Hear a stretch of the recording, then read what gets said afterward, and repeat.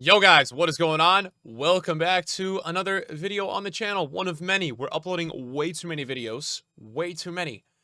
But we have an interesting video today because we are going to be talking about something that is upcoming on my Twitch channel and will be also uploaded on YouTube. I am going to be competing this year because the format for the first time actually works for me. Now, in the past with FIFA, I don't personally want to be a FIFA pro. Just let that be known. I have no thing in me that wants to be a FIFA pro. It's not my dream. It's none of it. But for content, I want to compete and I want to do it. I know it's going to be grueling and stressful, but I want to go for it. And I don't really care if I lose every game because, yeah, I send things in life and that's why we're going to send it. So this year with competing, it's a lot different. I want to talk about it because I think it's actually a really interesting format to kind of go through. I know some of you guys watch this video probably don't give a crap about competitive FIFA, and I really don't either, but this is something that I'm going to be doing, and I wanted to kind of keep you guys in the loop with what's going on. So yeah, this video today, we're going to kind of go through it for a second. I'm just going to talk about the plans of what's going to happen with all this stuff.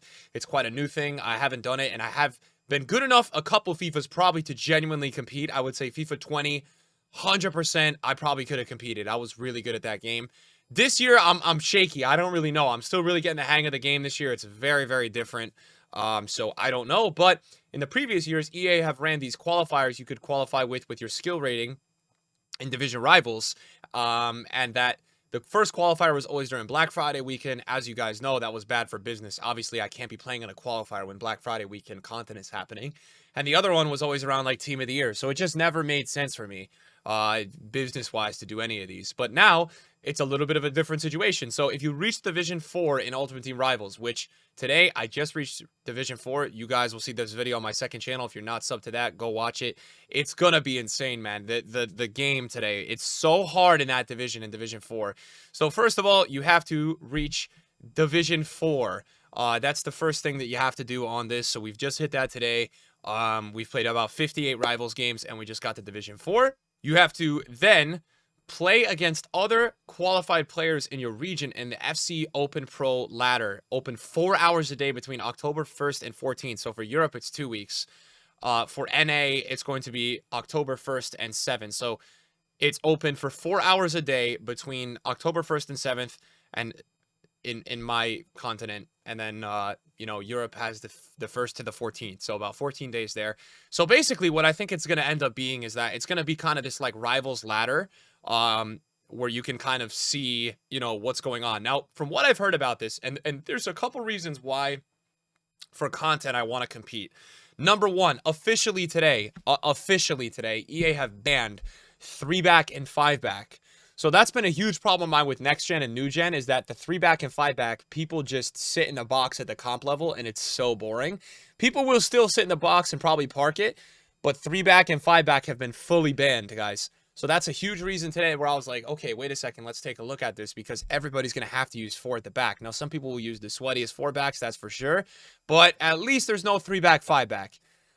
That's going to make the goals scored and a lot of what's going on a little bit more entertaining. Now, from what I understand about this is just an open ladder. So it's going to be open for 4 hours a day, just to kind of give you guys the format. So on my Twitch channel, you're going to probably see me doing this Sunday to, I guess it would be Sunday to Saturday. It's going to be open for 4 hours a day. Apparently, it's 9-minute halves, but they're adjusting the stamina to kind of like reflect it. So I don't think stamina is going to be the same. And once you start and you go into a match, so if you're in the lobby, you cannot back out. So there's no dodging. You literally cannot back out. You cannot farm opponents. You cannot see opponents. The second you search, you are playing who you are playing. So that was another thing that was appealing to me. And again, who knows? I might do this and lose every single game, but you know what? At least we went for it. And it's going to be sweaty. It's going to be sweaty. So the streams will be up. We will be posting highlights. If you can't catch the stream, we're going to be doing these next week. Now, in this continent, 128 players will advance. So my assumption is that it's going to be a pro ladder. You're going to get points for draws, wins, losses. I'm assuming if you play somebody really high on the ladder, like Wednesday or Thursday, and you draw and you're not super high on the ladder, it's going to be the same thing as Rivals, where you'll probably get some points for drawing. What you're going to probably see as well is that some people that get really high on the ladder will probably just stop playing. They get high enough on the ladder and they win so many games that there's no point for them to keep playing because they just need to get top 128.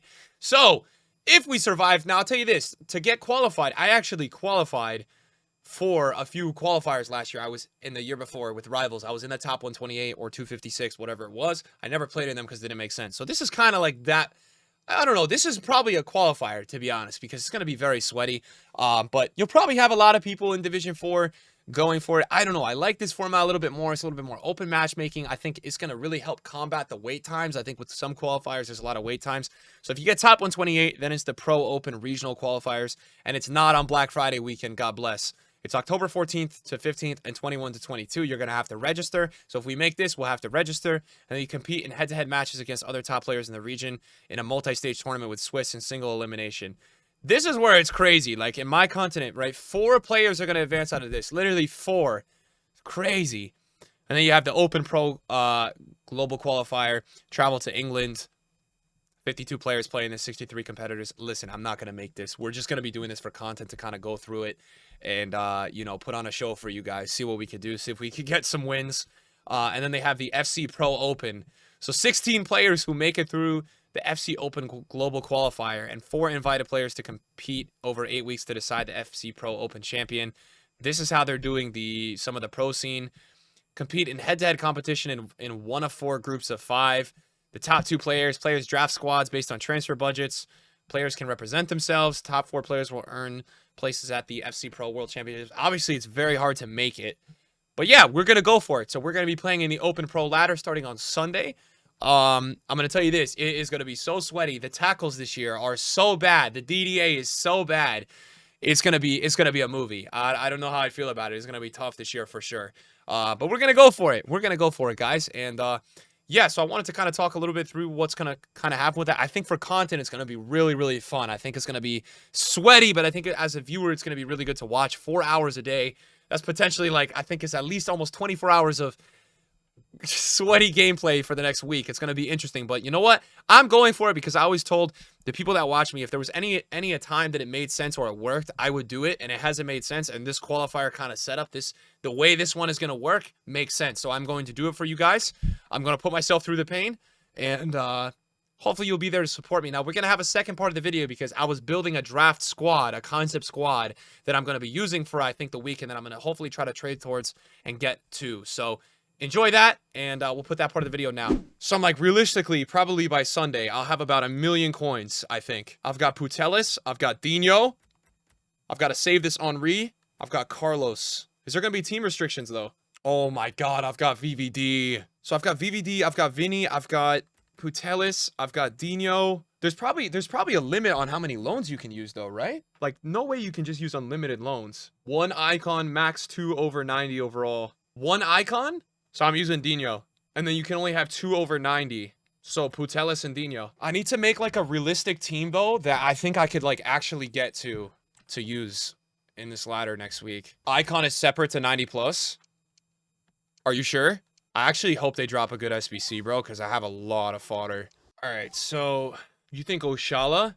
Yeah, that's what I'm saying. I feel like I need a 5-star weak foot striker. If I use Sun, who would I use Sun with though? Nah, Larice is horrible.